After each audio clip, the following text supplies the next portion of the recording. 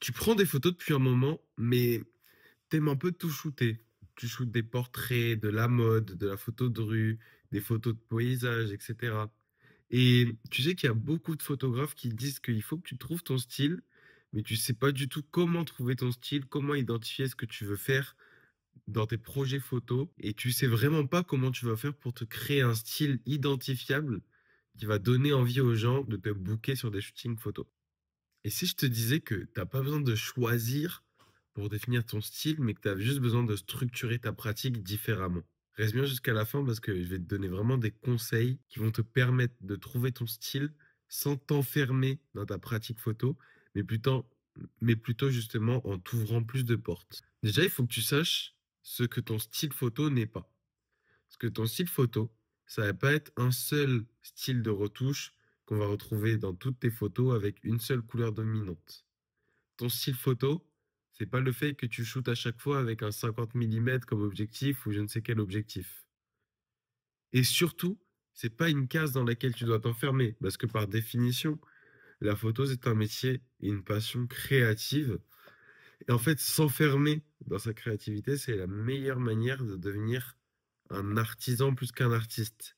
C'est-à-dire que quelqu'un qui va faire, par exemple, je vais prendre un exemple extrême, mais que des photos de passeport, est-ce qu'on peut dire à la fin qu'il est encore un artiste? Je sais pas. Parce qu'au final, bah, il prend toujours le même format de photo avec la même pose, le même éclairage, le même papier d'impression, etc.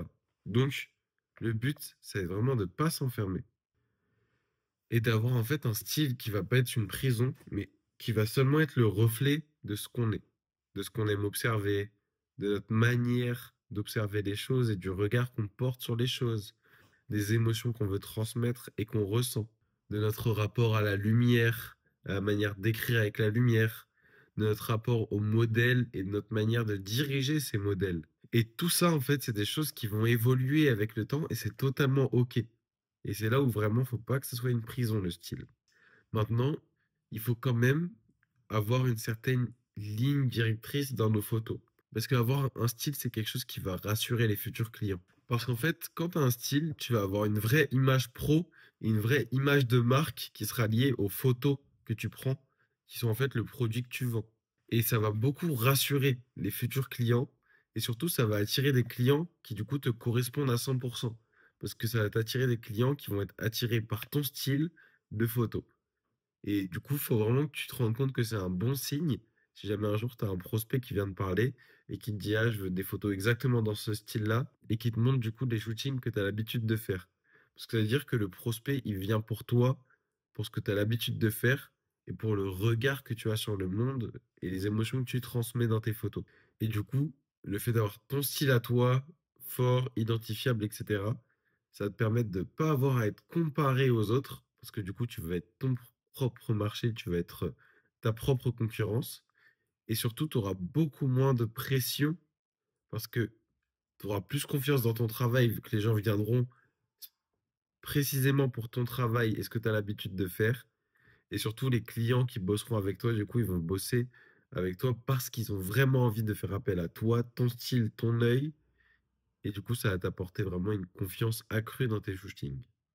Maintenant, tu vas me dire, c'est bien beau de savoir qu'il faut trouver son style, mais comment est-ce que je vais faire pour trouver mon propre style tout en prenant des photos que j'aime vraiment prendre et tout en me permettant de garder la liberté dans ma création? Écoute, j'ai identifié trois étapes qui vont te permettre de trouver ton style.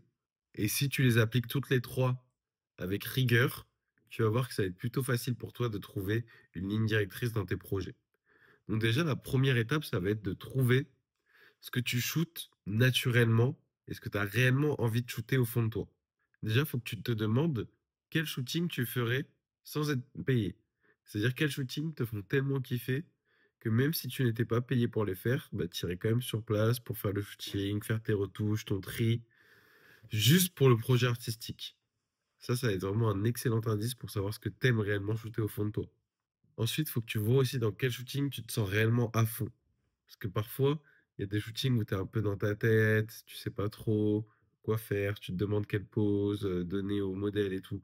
Et il y a d'autres shootings où tout va se passer super naturellement pour toi. Et ça, c'est des shootings où en fait, tu vas être vraiment dans ta zone de génie. C'est-à-dire une zone où tu es plus fort que la moyenne et où vraiment tu te sens passionné.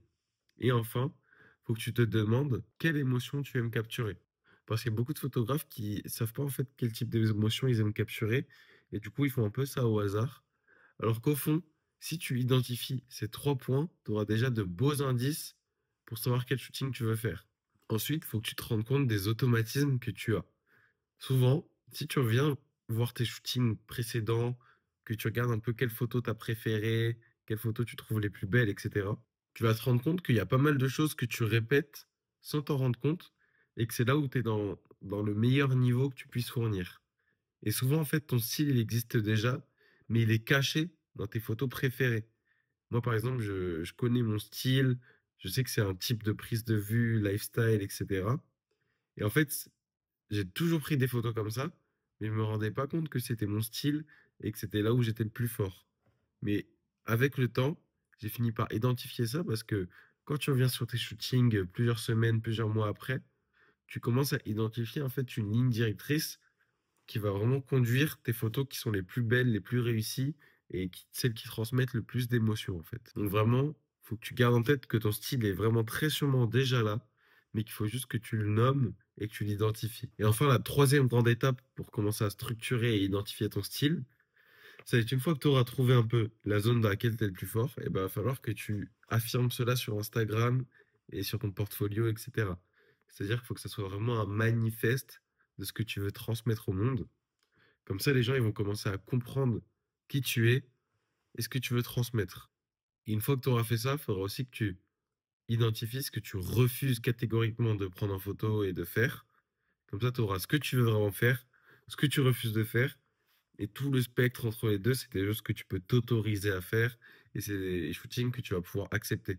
Et bien sûr, tu pourras continuer de tester d'autres styles par passion, mais tu ne seras pas obligé d'aller les communiquer avec le monde et d'aller les montrer, parce que faut que tu gardes quand même une certaine cohérence dans ton image en ligne. Donc, cherche et continue de chercher des photos que tu aimes bien prendre par passion, mais communique uniquement sur le message global que tu as envie d'envoyer au monde. Donc, comme tu peux le voir, tu n'as pas vraiment besoin de choisir un style, mais en fait, tu vas réussir à l'identifier à force de pratiquer, à force de prendre des photos. Et tu verras qu'en fait, il y a vraiment quelque chose qui va se, tu vas voir qu'il y a vraiment quelque chose qui va sortir du lot par rapport aux autres types de shooting que tu adores faire. Et d'ailleurs, si tu veux commencer à générer des revenus dans les prochaines semaines grâce à la photo et que tu voudrais qu'on bosse ensemble, n'hésite pas à cliquer sur le premier lien dans la description.